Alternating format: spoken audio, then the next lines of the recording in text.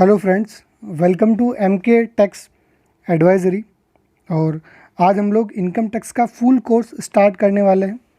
यह course BCom students के लिए, यानी कि जो बीकॉम के स्टूडेंट्स हैं, जो एमकॉम के स्टूडेंट हैं, सीए, सीएस, सीएमए के स्टूडेंट हैं, और वह स्टूडेंट जो इनकम टैक्स प्रैक्टिशनर के रूप में कार्य कर रहे हैं या करने जाएंगे फ्यूचर में, यानी कि जो एलएलबी कर रहे हैं और बाद में इनकम टैक्स में प्रैक्टिस करेंगे, या बीकॉम के बाद जीएसटी प्रैक्टिशनर या इनकम टैक्स प्रैक्टिशनर का सर्टिफिकेट लेके इनकम टैक्स में वर्क करेंगे। उन सभी के लिए पूरा हमने इसमें डाला है मटेरियल, यानी कि स्टार्ट से लेकर एंड तक इनकम टैक्स का सारे रूल्स, सारे सेक्शंस, सब कुछ इसमें कवर किए जाएंगे विथ प्रैक्टिकल नॉलेज। यानी कि इनकम टैक्स की रिटर्न फाइलिंग, बैलेंस शीट कैसे बनानी, उसके साथ हमें रिटर्न फाइल कैसे करना, रिटर्न फाइल करने के लिए हमें क्या क्या चीज़ें चाहिए, सारा नॉलेज, यानी कि थ्योरी, प्रैक्टिकल, सब कुछ कवर किया जाएगा। तो हमारे साथ बने रहिए। इनकम टैक्स के फुल कोर्स में ये अलग अलग पार्ट में अवेलेबल किया जाएगा, तो हमारे चैनल को सब्सक्राइब करना ना भूलें। आइए शुरू करते हैं। इनकम टैक्स भारत में पहली बार कब, किसने और क्यों लगाया? कब, किसने और क्यों? तो इनकम टैक्स भारत में पहली बार 1860 में सर जेम्स विल्सन ने 1857 के स्वतंत्रता संग्राम के कारण हुई हानियों की पूर्ति के लिए, यानी कि 1857 के स्वतंत्रता संग्राम के कारण जो हानियाँ हुई थी उनकी पूर्ति के लिए 1860 में सर जेम्स विल्सन ने इनकम टैक्स भारत में पहली बार लगाया था। और इसमें बता दूं कि जो एग्जम्पशन थी, यानी कि जो छूट थी, वो 200 रुपये तक थी। यानी कि साल में जो 200 रुपये कमाएंगे उन्हें छूट है, और 200 रुपये से जो ज़्यादा ऊपर कमाएंगे, जो ज़्यादा कमाएंगे 200 रुपये से, उनको इनकम टैक्स देना पड़ेगा, इस नियम में बताया गया था। तो अभी के बारे में जानते हैं दोस्तों कि आयकर अधिनियम 1961 जो वर्तमान में भारत में लागू है, यानी कि यही नियम अभी वर्तमान में भारत में लागू है, और इसे सितंबर 1961 में लोकसभा द्वारा पास किया गया था और 1 अप्रैल 1962 से संपूर्ण भारत पर लागू किया गया था। आयकर अधिनियम 1961, जिसे कि सितंबर 1961 में लोकसभा द्वारा पारित कर दिया गया और 1 अप्रैल 1962 से संपूर्ण भारत पर लागू किया गया। तो आपको पता होना चाहिए कि 1 अप्रैल से हमेशा वित्तीय वर्ष चालू होता है, फाइनेंशियल ईयर। तो 1 अप्रैल 1962 से लागू कर दिया गया था इसे। और इसमें टोटल 298 सेक्शंस एंड 23 चैप्टर हैं।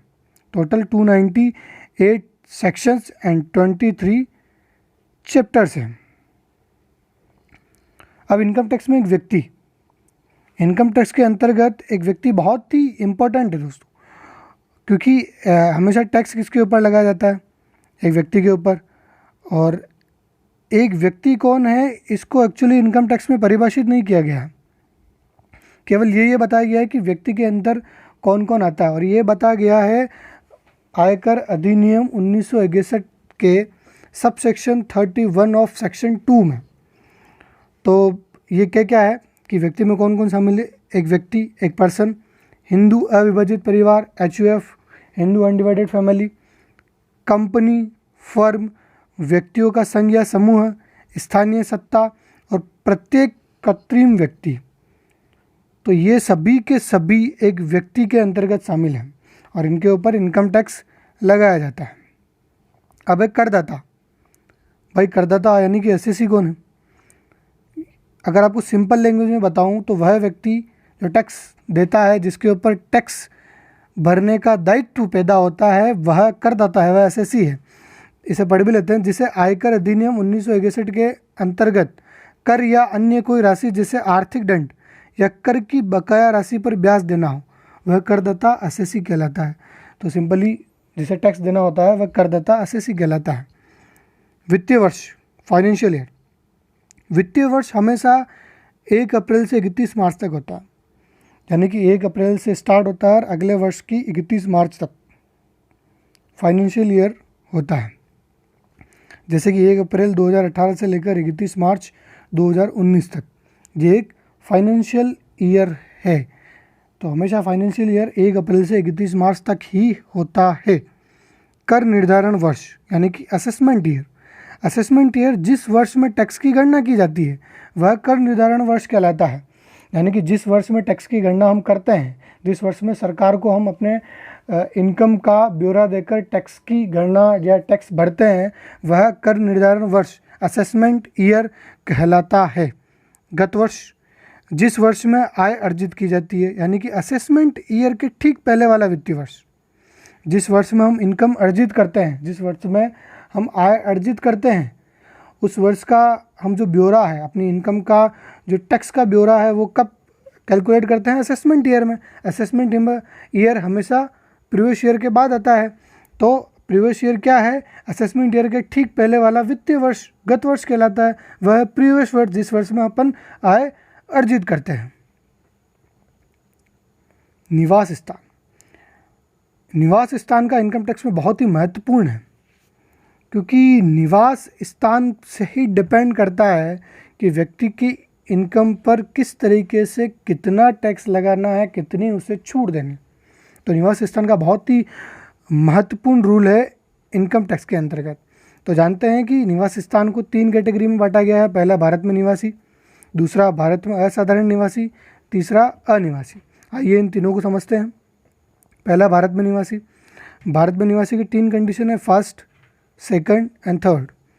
तो 3 कंडीशन की पहली कंडीशन पढ़ते हैं कि गत वर्ष में कुल मिलाकर 182 दिन या इससे अधिक भारत में रहा हो। गत वर्ष मैंने आपको पहले बताया था, असेसमेंट ईयर के ठीक पहले वाला वर्ष, जिस वर्ष में व्यक्ति ने इनकम आय अर्जित की है, वह वर्ष, उस वर्ष में कुल मिलाकर पूरे साल में, फाइनेंशियल ईयर ध्यान रखना, 1 अप्रैल से 31 मार्च तक में, गत वर्ष में कुल मिलाकर 182 दिन या इससे अधिक भारत में रहा हो, या फिर गत वर्ष के तुरंत पहले के 4 वर्षों में कुल 365 दिन या गत वर्ष में कम से कम 60 दिन भारत में रहा हो। यानी कि गत वर्ष के तुरंत पहले के 4 वर्षों में कुल 365 दिन तथा गत वर्ष में कम से कम 60 दिन भारत में रहा हो।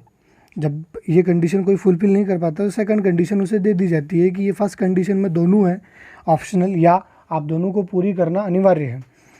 तो गत वर्ष के तुरंत पहले के 4 वर्षों में कुल 365 दिन तथा गत वर्ष में कम से कम 60 दिन भारत में रहा। आपको एक चीज़ बता दूं कि यहाँ जो 182 दिन है, यहाँ 365 दिन है और यहाँ जो 60 दिन है, इन सब का एक साथ होना ज़रूरी नहीं है कि 182 दिन ही एक साथ रहा हो व्यक्ति भारत में, नहीं, ज़रूरी नहीं।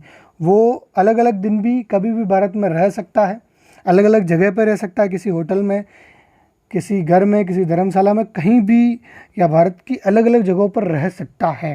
अहमदाबाद, दिल्ली, मुंबई, कलकत्ता, कहीं भी रहो। तो उन सभी समय का टोटल दिन यहाँ कैलकुलेट होता है, और इन दोनों में से जब कोई भी एक कंडीशन पूरी कर दी जाती है तो भारत में निवासी व्यक्ति समझ लिया जाता है। अब एक कंडीशन तब पैदा होती है जब कोई व्यक्ति भारत से बाहर आ रहा जा रहा है। तो सिचुएशन में एक और कंडीशन दी गई है, जिसमें सेकंड कंडीशन क्या कहती है, वह कि गत वर्ष के ठीक पहले के 10 वर्षों में कम से कम 2 वर्ष भारत में रहा हो।